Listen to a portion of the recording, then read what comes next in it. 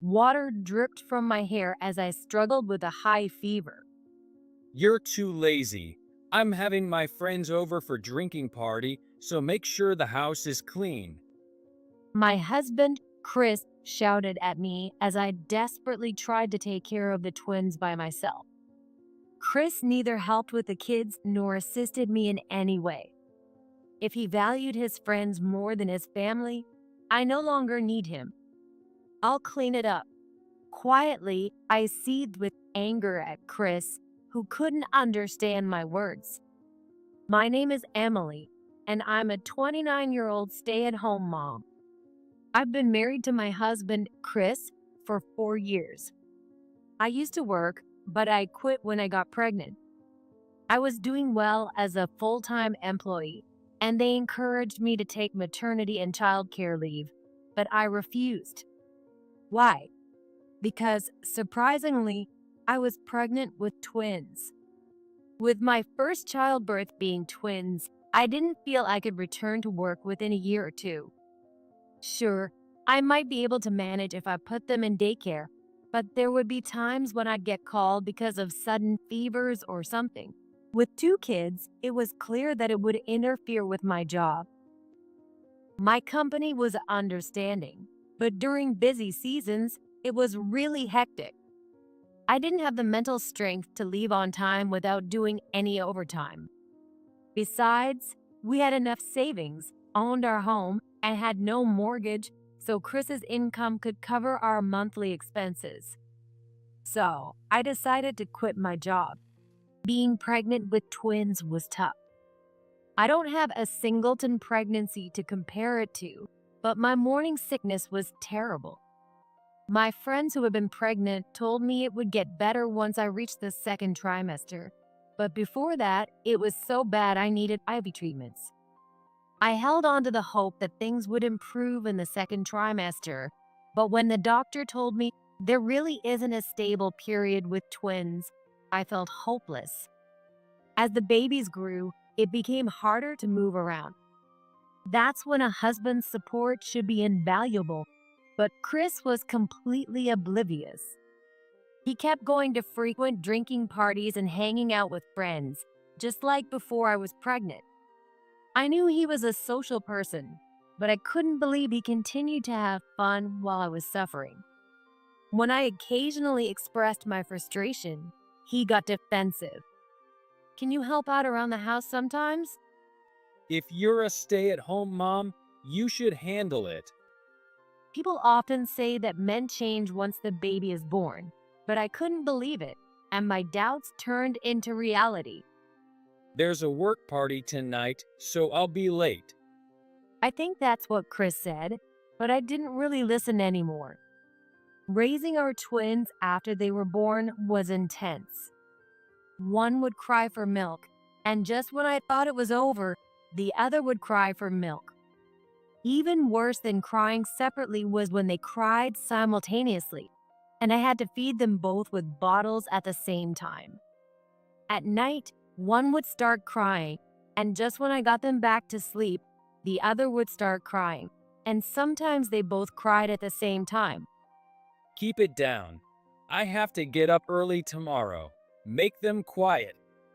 In this situation where I couldn't get any sleep, those were the inconsiderate words Chris uttered. Even though I was overwhelmed with taking care of the twins, Chris didn't help at all. But I didn't even have the energy to snap at him.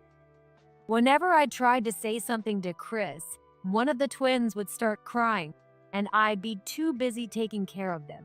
Then, to top it all off, Chris said, Emily, ever since the kids were born, you've been cold to me. "You've always been cold to me." I was disappointed to discover this side of Chris that I hadn't noticed before getting pregnant.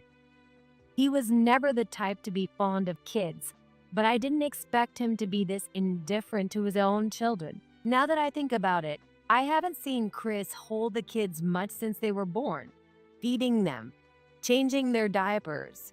I suddenly realized Chris had hardly any interaction with the kids. Maybe it's my fault because I end up doing everything myself. Perhaps if I forced him to help, he would develop a sense of responsibility as a father. Both Chris's and my families live far away.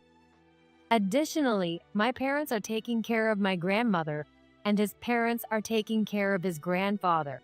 So we can't rely on either set of parents. That meant Chris had to step up, or I wouldn't be able to handle it. We wanted these kids, and I didn't want to be overwhelmed by them. So, despite the hassle, I decided to train Chris.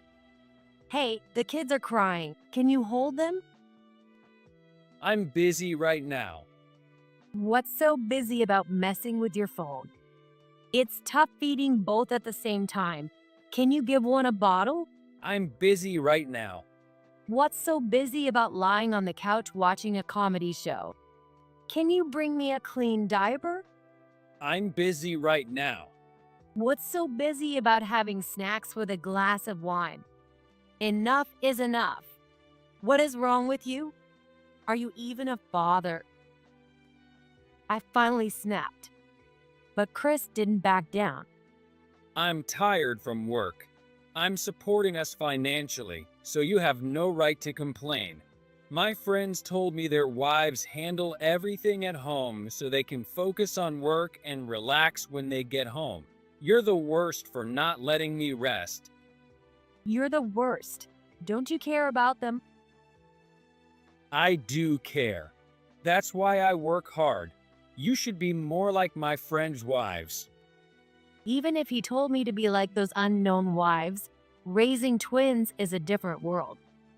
There's no way I could emulate them. But Chris constantly compared me to his friends' wives, saying things like, at their house, or that wife over there. Everyone says they feel sorry for me.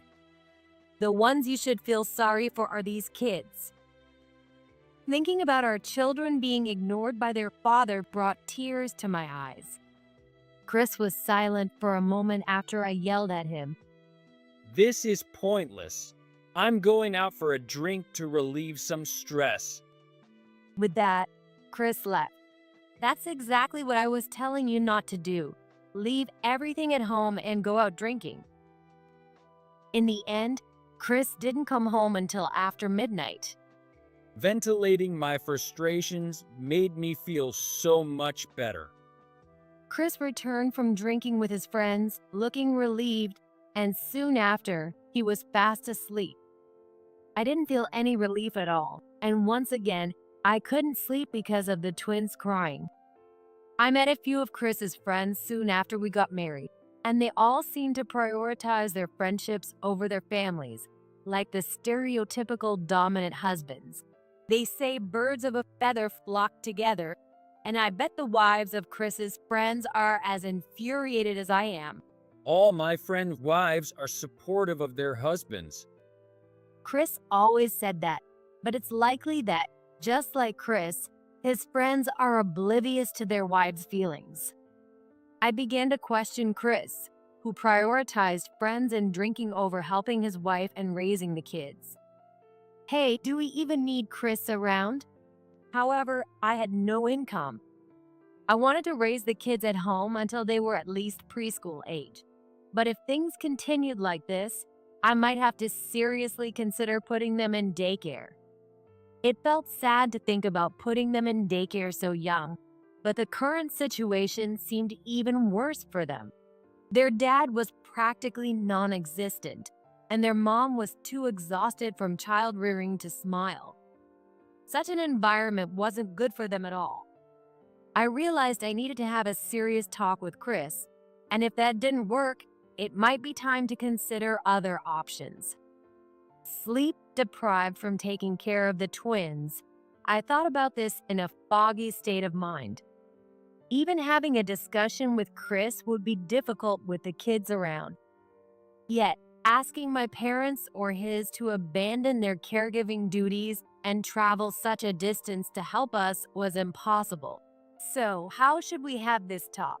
As I pondered this, days continued to pass by. One day, when our twins were just over 3 months old, they started drinking more milk and sleeping for longer periods. I was getting more rest, and maybe because I let my guard down, I developed a high fever. Oh my God. I stared in disbelief at the thermometer. It showed a temperature of 140 degrees Fahrenheit. I had no cough or runny nose, just a fever and a foggy head. I didn't know if it was a cold or exhaustion, and I couldn't go to the hospital because I couldn't leave the kids. So I sent a desperate message to Chris. You have to come home early today. No way. My friend invited me out for drinks. It's Friday, come on. You wouldn't understand because you get to stay home all day. Chris's response was unbelievable. I felt like I was about to explode with anger, but I decided to stay calm and save my anger for when my fever went down and my head was clear. Right now, things were critical. Please, come home. I kept sending messages to Chris persistently. Thanks to that, he came home on time. But the first thing he did was yell at me. What the hell is wrong with you? His words pounded in my foggy head. Chris showed no concern for me, even though I was clearly pale and unsteady. He glared at me with a face that screamed he was angry. Please, I need to go to the hospital. Can you watch the kids? As for me, I didn't even have the energy to be angry because of the fever, saying that was the best I could manage. What? The hospital is already closed. There is one open until 8 p.m. If I hurry, I can make it. A quick glance at the clock showed it was 7:30 p.m. It's only a 5-minute walk. I can make it in time. I pleaded desperately with Chris. The pediatrician is open this late? No, it's not for the kids. It's for me. I have a fever of 140 degrees Fahrenheit, and it won't go down. What? So you want me to take care of both kids? Of course. Apparently, Chris thought I was taking one kid to the hospital, so he only needed to watch the other. But once he realized it was both, he yelled. You've got to be kidding. You want me to take care of 2 kids after coming home tired from work? Tired from work? You were planning to go out drinking. It don't need energy to go drinking. Why should I have to do this? Chris's shouting made my head throb even more intensely. Please, just watch them for a bit. I won't be long. Absolutely not. Even as I held my forehead and begged, Chris kept refusing. You're just too lazy to begin with. He pointed behind me. There were the clothes I had brought in from the line, still unfolded on the floor. What's that? If you bring in the laundry, fold it and put it away. How lazy can you be? I'm overwhelmed with our twins, and I just don't have time. That's just an excuse. You can't do what everyone else manages because you're just taking advantage of how easy you have it. That's not fair. I do what I can when I can. Then do it now. But now I have a fever. Our conversation was going nowhere. Time was slipping by, and the clinic would be closing soon. Just let me go to the hospital first. I'll listen to your complaints later. I pressed my throbbing head and tried to get ready to leave, but suddenly Chris grabbed my arm. Not happening. What? I canceled my plan because of you. So as an apology, I'm having my friends over for drinks another day. What? This messy place is embarrassing. Make sure you clean it up. What are you saying? Are you out of your mind? Frustrated and incredulous at his unreasonable demands, I glared at him. Immediately, I heard a splash and water started dripping from my bangs. What? What just happened? In front of me, Chris was smirking. In his hand, he held a water bottle that he had somehow gotten without me noticing. If you have a fever, pouring water on you should cool you down. How do you feel? Is your fever gone? What are you? I don't have time to deal with your selfishness. Got it? Like I said, I'm having friends over, so clean up the house. Don't slack off just because you say you have a fever. Don't invite people over without asking me. It's my house. I can do whatever I want. What did you say? What? He said my house. This is a family home where I live with our children, but Chris thinks it's just his house. Maybe my fever went down because of the shock, not because of the water. However, it wasn't the water that cooled me down, but my anger. I was red with anger, not fever, while our twins started crying because of the commotion. Without even glancing at us, Chris left me soaking wet and headed straight to the bathroom. I'll clean this house just the way you want it. I said this, knowing he wouldn't hear me, as he disappeared into the bathroom. Afterward, whether due to dealing with our crying twins or my anger, my fever finally went down. It was probably a sudden fever caused by exhaustion. Chris remained the same, completely uninvolved in childcare. In fact, he became even more demanding. The morning Chris was leaving for a 2-week business trip, he said, I'm inviting some friends over the day after I get back. "How many are coming? 20. 20? The house is big enough to fit that many. After all, it's my house. For some reason, Chris seemed proud. He didn't notice the cold look in my eyes. Fine, I'll make sure it's clean. Make sure you do. Leaving an order rather than a request, Chris left for his trip. Well, let's get things cleaned up. Left behind, I glanced at our twins sleeping peacefully, smiled slyly, and made a call to a certain place on my phone. 2 weeks later, around the time Chris was supposed to return, I was checking the clock when the phone rang. As expected, it was Chris. "Hello, Chris?" Hey, what's going on? My house is gone. The first thing Chris did was shout. Emily? Hey.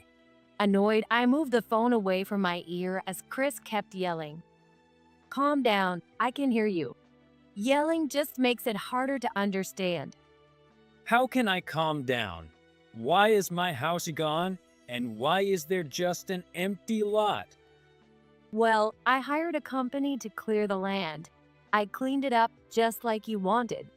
Any issues with that? You hired a company?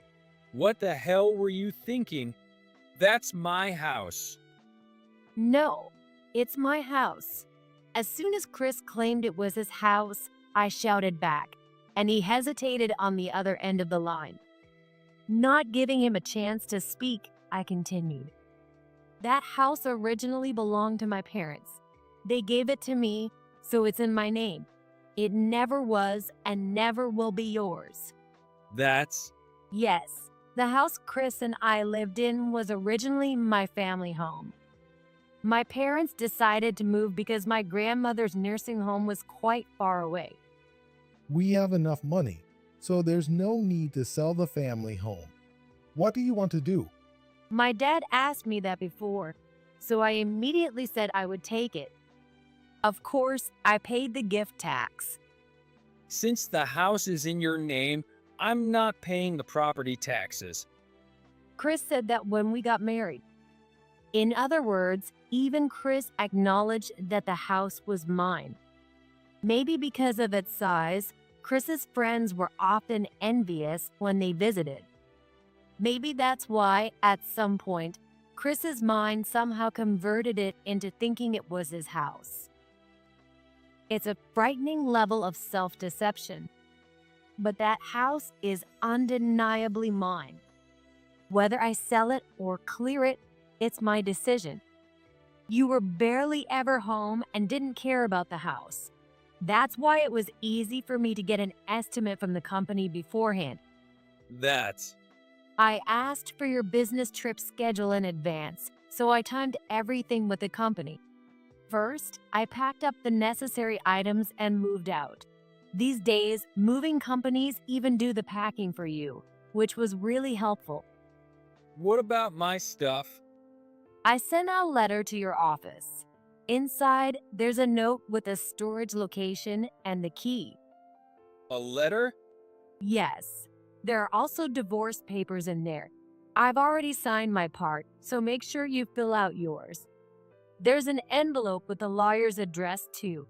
Just put the papers in there and send it. Divorce papers? Why? I don't want a divorce. Because there's no point in us being married. As Chris shouted in shock, I cut him off sharply. You frequently go out drinking, don't take care of our kids when you're home, and all you do is complain to me. Do you think I need someone like that? I don't.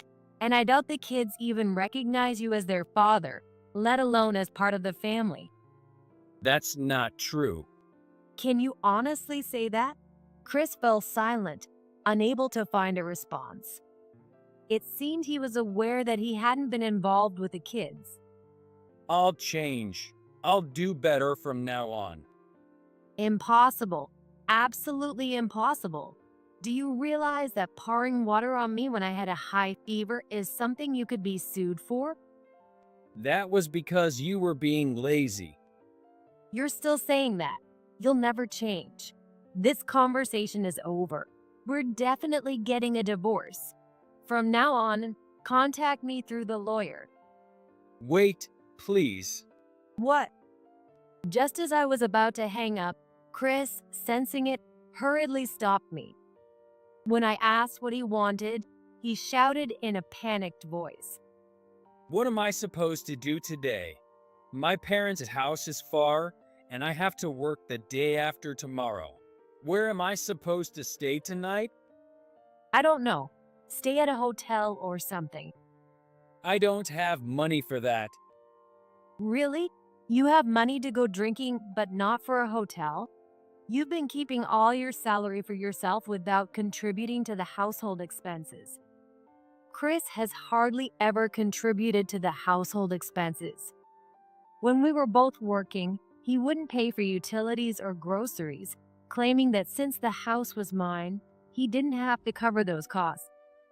After I quit my job, he did start contributing some money to the household, but it was a pittance and nowhere near enough. It wasn't even enough to cover the cost of diapers for the kids. It's amazing how he could act so high and mighty. I was halfway to a nervous breakdown from taking care of the twins and didn't have the energy to confront him about it. We've been getting by dipping into my savings and using child benefits, but I'm at my limit. The house is old, so I'm having it cleared and sold. I plan to find a new place with that money. Currently, I'm staying with my parents who live far away. When I asked for help, they welcomed me with open arms. Having just moved, I don't have the time or energy to worry about where Chris will stay tonight. You're an adult, figure it out. Oh, and why not ask one of your beloved friends to put you up? You were planning to invite 20 of them over. Surely one can help.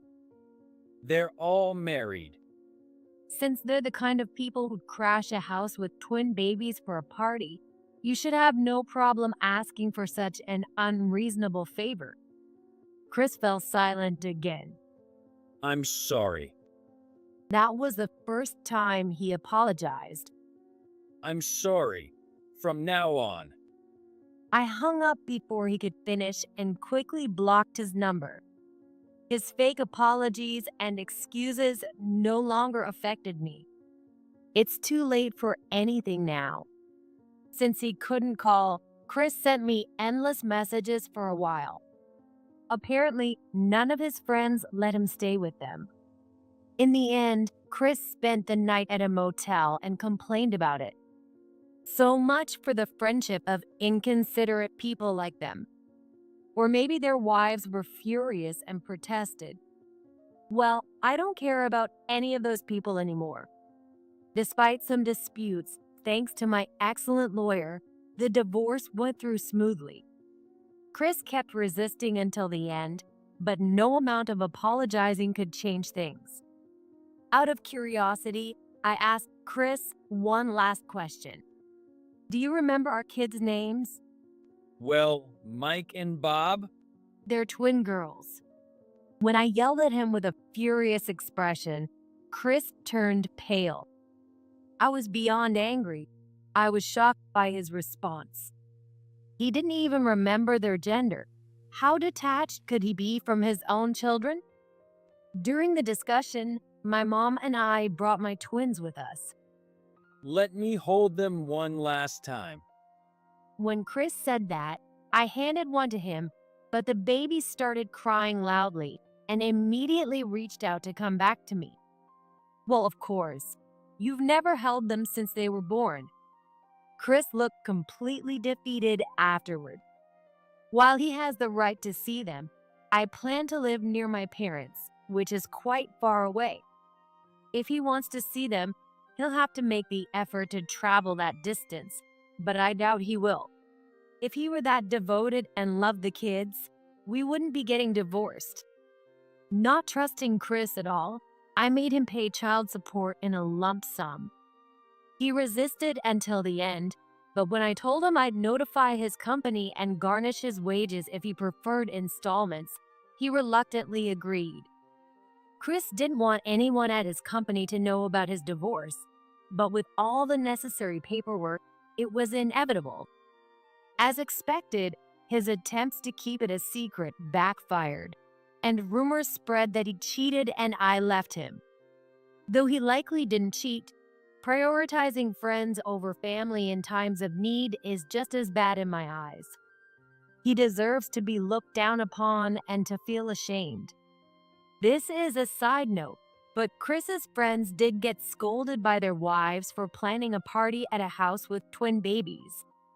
After that, neither Chris nor his friends had time for parties, and they drifted apart. It seems they realized that ending up divorced like Chris would be bad. As for me, moving closer to my parents has given me much more peace of mind. My grandmother, who needs care, is mostly in a facility, so it doesn't burden my parents too much. I'm so happy to be with my real grandchildren instead of just looking at pictures. Seeing my mom so happy is what makes me happiest. With my parents' help, I searched for a job and successfully found one. The twins also got into daycare. Juggling housework, childcare, and a job keeps me incredibly busy, but my days are fulfilling. Raising kids is challenging, but their smiles are my solace.